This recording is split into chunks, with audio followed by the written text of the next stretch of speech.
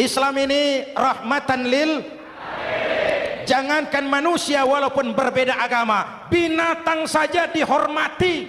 Ada hadis makruh buang air kecil di tanah yang berlubang. Sebab apa?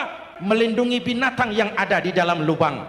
Siapa tahu di lubang yang saudara buang air kecil itu ada semut sedang rapat. Binatang saja dilindungi. Maka perbedaan agama tidak harus menyebabkan kita bertolak belakang.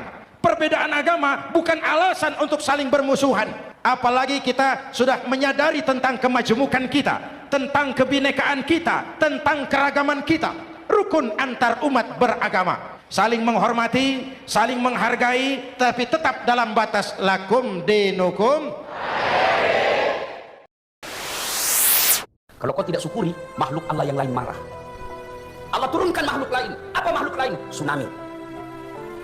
Kalau kau orang Palu, saya kasih kau nikel, tapi kau tidak urus alam, kau kasih izin hanya karena kong kali kong, ya, saya kasih kau nikmat, tapi rakyatmu sengsara, tunggu, makhlukku saya suruh turun. Saya kasih kau tsunami, air jalan-jalan ke darat, pulang bawa manusia. Apalagi baru-baru, dari Pak Gubernur tadi jelaskan, sedetik saja, hitungan detik saja, hancur yang dibangun puluhan tahun. Apa? Likuidasi. Apa? Hah? Pura-pura aja. Kau kira saya dongo? Likuifaksi. Bergeser itu perut bumi. Hilang semua kecerdasanmu kalau Allah yang marah. Kau lari ke laut, nak kasih kau tsunami. Kau naik ke gunung, nak kasih kau longsor. Kau bersembunyi, nak kasih kau api. Kalau Allah marah, maka Allah minta syukuri. Cara syukurnya menurut Allah dalam Quran. Inna a'tainakal kautsar, fasholli li rabbika wanhar.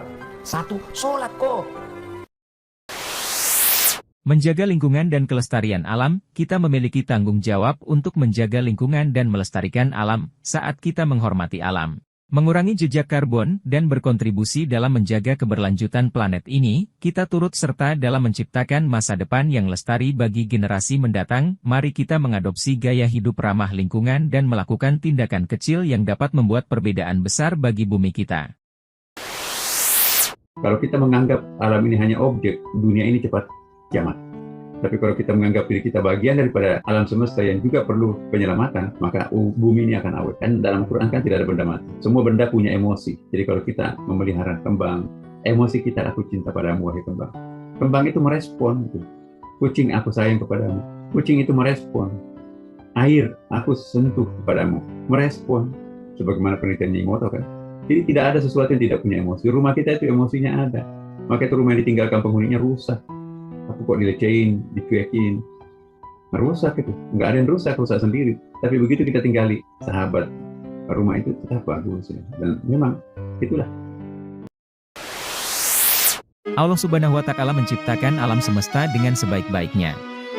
Oleh karena itu, sebagai manusia yang menjadi khalifah di bumi, kita memiliki kewajiban untuk menjaga lingkungan sekitar agar tetap terjaga keindahannya. Menungso urip pengiran sing ngekeki. Tapi menungso kan dikeki urip sebab ana panganan. Mula uripe menungso dijamin Gusti Allah ngangge tanduran, sampean nguripi donya ya kudu melok jaga panganan, jaga tanduran. Nek tanduran kok jaga, tanduran iku butuh banyu. Banyu kudu dijaga. Kanthi napa? Jaga lingkungan. Agama iku dienggo menungso. Menungso iku butuh donya. Mulane agama pengen mbok jaga. Menungsone dijaga, donyane dijaga. Wong salat iku butuh khusyuk, butuh tenang. Mula menungso iki kudu tenang. Supaya menungsone tenang, aja ngasih wetenge lesu. Maka jagalah dunia manusia agar jika lesu, jaga keseimbangan makanan. Alam memang tidak selalu ramah memberikan begitu saja apa yang dibutuhkan oleh manusia. Tetapi alam juga bisa kejam kalau sumber daya yang dimilikinya dikuras secara berlebihan tanpa memperhatikan keseimbangan yang ada di dalamnya. Oleh karena itu, marilah kita mencoba melihat gejala-gejala alam yang sering kita dapati di dalam kehidupan ini. Alam merupakan ayat Allah, ayat yang tercipta oleh Allah. Manusia memang diperintahkan untuk memanfaatkan apa yang bisa dimanfaatkan dari alam ini, tetapi dengan tetap menjaga keseimbangan yang tidak akan menimbulkan dampak negatif bagi kehidupan manusia itu sendiri. Termasuk dalam menjaga kesehatan adalah menjaga lingkungan kita. Jangan buang sampah sembarangan, membuat kotor. Apa susahnya sih Bapak Ibu sekalian buang sampah itu diplastikin dulu, yang bersih, rapi, baru ditaruh di tempat sampah. Tempat sampahnya mungkin berapa hari sekali digosok, dibersihkan, gitu kan. Maka itu sangat baik untuk kesehatan kita dan lingkungan kita juga. Dan itu Allah SWT akan menilai semua itu. Tidak usah bicara masalah sampah yang bisa berbahaya bagi umumnya orang. Kata Nabi SAW, aku diperlihatkan seorang dari umatku lagi menikmati istananya di surga gara-gara pernah memindahkan duri dari jalanan yang bisa membahayakan orang lain. Allah balas dengan surga. Itu termasuk merawat, menjaga lingkungan kita, menjaga kebersihan komplek, kebersihan rumah. Itu simbol menjaga kebersihan kendaraan. Itu semua bagian daripada syariat Allah Subhanahu Wa Taala. Orang Muslim harus indah, bersih dan menjaga kebersihan, kerapian. Nabi SAW gemar menggunakan siwak setiap mau masuk atau ketemu orang. Gak pernah ditemukan bau busuk di mulut beliau. Nabi SAW dikatakan oleh para sahabat, kalau kami bertemu dengan Nabi SAW, kami temukan, kalau kami bersalaman dengan Nabi, kami temukan bau wanginya sampai 3 hari. Nabi SAW selalu meletakkan wangi-wangian di kepala beliau, di rambut beliau, cairan yang kadang-kadang netes sampai ke hidung beliau SAW. Dan Nabi SAW dikatakan dalam riwayat selalu meletakkan serbuk wangi di tubuh beliau dari batang leher sampai ke kaki beliau, disuruh istri yang letakkan, kecuali kemaluan beliau letakkan sendiri. Islam mengajarkan dari hadis Nabi juga yang lain, 5 hal fitrah dijaga oleh seorang muslim. Khitan, potong kuku, mencabut bulu ketiak, mencukur kumis, mencukur bulu kemaluan. Kebersihan disuruh jaga. Jangan malah muslim tapi luar biasa, kotor pakaiannya, penampilannya kumuh. Tidak seperti itu saudaraku. Dan tidak harus orang kaya raya baru bisa rapi kan. Bagaimana Islam mengajarkan sampah? At-tuhuru syatrul iman. Kesucian setengah iman. Ada dalam Sahih Bukhari. Tapi Pak Ustadz, guru kami mengajarkan an-nazafatu minal iman. An-nazafatu minal iman, kebersihan sebagian dari iman, bukan hadis Nabi. Yang hadis Nabi, at-tuhuru syatrul iman, kesucian setengah dari iman. Semua yang suci pasti bersih, tapi semua yang bersih belum tentu. Mandi pakai sampo, pakai sabun, suci apa bersih? Bersih, belum tentu suci. Tapi kalau nawaitu raf'al hadasil akbari an jami'il badani fardu alayya lillahi ta'ala, suci. Makanya dalam Islam diajarkan, kalau ada orang yang memotong pokok kayu yang bermanfaat, man qata'a sidratan, siapa yang memotong sebatang pohon sidir kau potong, sebatang pohon sidir kau potong, sawwaballahu ra'sahu finnar, disungkurkan kepalamu dalam api neraka jahanam. Sebatang pohon sidir kau potong, sebatang saja. Bayangkan ada orang yang akan bernaung di bawah. Islam mengajarkan tanamlah, tanamlah. Betapa ketika pesawat akan landing ke bawah, kita lihat hijau, Masya Allah. Tapi di beberapa tempat kita lihat kuning, terbakar, asap naik ke atas, terganggu orang banyak. Sampah botol yang kita buang masuk ke dalam tanah, berapa tahun dia baru hancur? 100 tahun. 100 tahun baru hancur dalam tanah. Bayangkan ada cacing yang gak punya mata, dia sangka ini donat, tiba-tiba plastik. Kata cacing, awas kau yang suka buang sampah sembarangan, sampai masanya akan tiba. Nah, begitu kau mati langsung diserbunya. Brownies siap. Inilah yang dulu buang sampah sembarangan. Ono konco NU. Apa tuh pentingnya kamu memikirkan mengembalikan ekosistem? Ya berarti kan dia ngerti bahwa Rasulullah Shallallahu Alaihi Wasallam tegas mengatakan, "Inqamati sa'ah wa fi yadi ahadikum fasilah."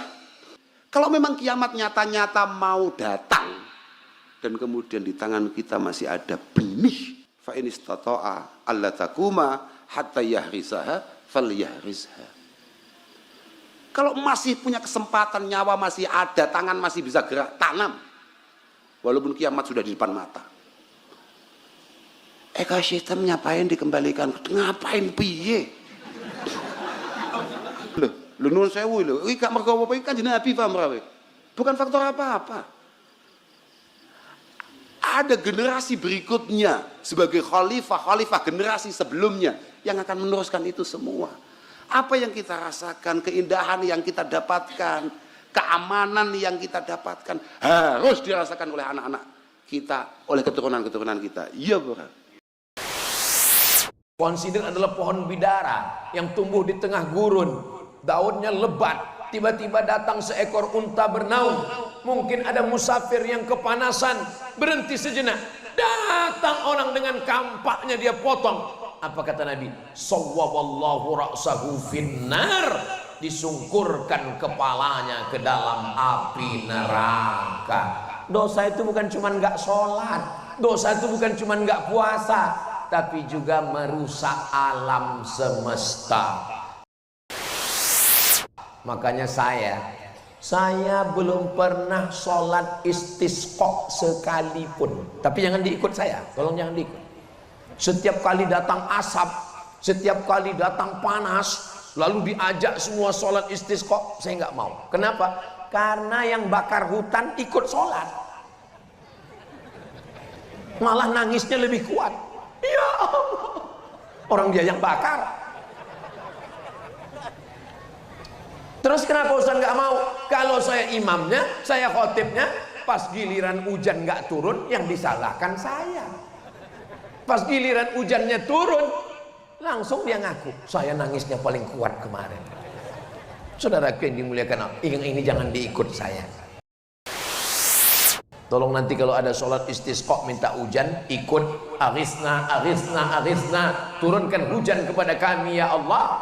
Zaharal fasadu fil barri, sudah tampak kerusakan di atas muka bumi, di lautan, wal bahri, fil barri daratan, wal bahri lautan, bima kasabat aidin nas, akibat ulah-ulah tangan jahat manusia. Pentingnya menjaga lingkungan dan keanekaragaman hayati.